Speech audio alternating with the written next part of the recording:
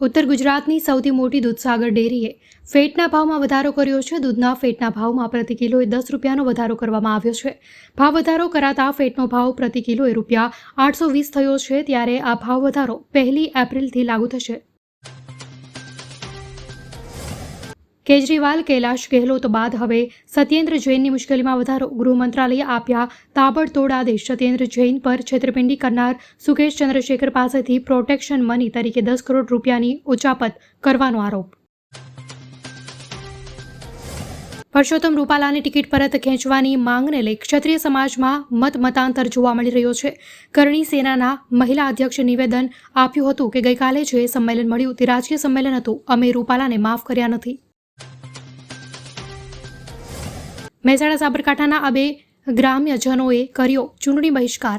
લોકસભા ચૂંટણીને લઈ હાર ઠેર ઠેર ઉમેદવારોનો તેમજ લોકો દ્વારા તેઓની માંગણી ન સંતોષાતા ગામમાં ઠેર ઠેર બેનરો લગાવી ચૂંટણી બહિષ્કારની ચીમકી ઉચ્ચારવામાં આવી છે। ગ્રામજનો દ્વારા માંગણી ન સંતોષાય ત્યાં સુધી ચૂંટણી બહિષ્કારની ચીમકી ઉચ્ચારી છે। રાજકોટ લોકસભાના ભાજપના ઉમેદવાર દ્વારા ક્ષત્રિય સમાજ પર કરેલ ટિપ્પણીને લઈ સમગ્ર રાજ્યમાં ઠેર ઠેર વિરોધ થઈ રહ્યો છે। કરણી સેનાના પ્રમુખે ભાજપના પ્રાથમિક સભ્યપદેથી રાજીનામું આપી દેતા ખળભળાટ મચી જવા પામ્યો હતો। સુરતમાં વધુ એક નકલી માર્કશીટનું કૌભાંડ ઝડપાયું છે। ઉત્તરાયણ પોલીસે 3 આરોપીઓની ધરપકડ કરી છે, તેમજ કુલ 6 આરોપીઓ સામે ફરિયાદ દાખલ કરવામાં આવી છે। આરોપીઓ દ્વારા લાખો રૂપિયા લઈ નકલી માર્કશીટ બનાવી આપવામાં આવતી હતી। હવામાન વિભાગ દ્વારા રાજ્યના બનાસકાંઠા, અમદાવાદ, આણંદ તેમજ વડોદરામાં રાત્રિ દરમિયાન તાપમાનનો પારો વધવાની સંભાવના વ્યક્ત કરી હતી, ત્યારે છેલ્લા 24 કલાકમાં સૌથી વધુ તાપમાન ગાંધીનગર જિલ્લાનું 39.6 ડિગ્રી નોંધાવા પામ્યું છે, જ્યારે બીજા નંબરે અમદાવાદનું 39.0 ડિગ્રી તાપમાન નોંધાયું છે।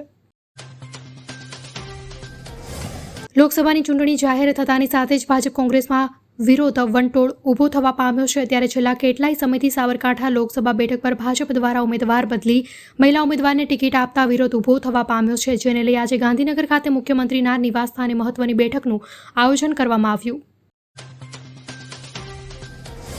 અમદાવાદથી ઉપડતી પૈકીની મોટાભાગની ટ્રેનોમાં સ્લીપર કોચની સંખ્યામાં નોંધપાત્ર ઘટાડો કરી દેવાયો છે, જેની સામે એસી કોચની સંખ્યા વધારી દેવાઈ છે, જેને કારણે મુસાફરોને હવે ડબલથી પણ વધુ ભાડું ચૂકવવાનો વારો આવ્યો છે। આ નિર્ણયથી મધ્યમ વર્ગની હાલત કફોડી બની।